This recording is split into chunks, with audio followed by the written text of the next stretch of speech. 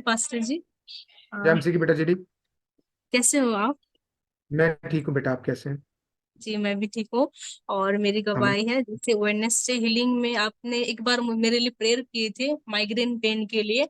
तो प्रभु हम्म। मुझे उस दिन से प्रभु ने मुझे आजाद किए। नहीं तो मैं जहां भी जाती थी, मार्केट भी जाती थी, जर्नी भी जाती थी, मुझे बहुत प्रॉब्लम होता था।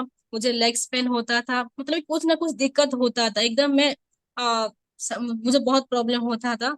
अभी मैं ठीक हो चुकी हूँ, पूरी आजाद हो चुकी हूँ। कहीं हमें। भी जाऊँ और आती हूँ तो एकदम रिलैक्स फील करती हूँ। कोई भी दांत नहीं दुखता, कोई भी माइग्रेन पेन नहीं होता। नहीं तो इतना हो जाता था कि मैं पागल, मैं माइंड एकदम कंट्रोल कर देता था, मतलब कुछ भी ना कर पाऊं, ऐसे मेरा मन ऐसा हो जाता। तो सारी आदर महिमा प्रभु को मिले।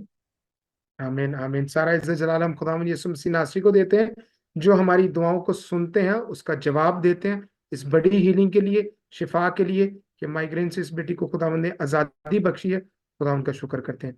याद रखिएगा, हमारी शिफा हमारे साथ होती है।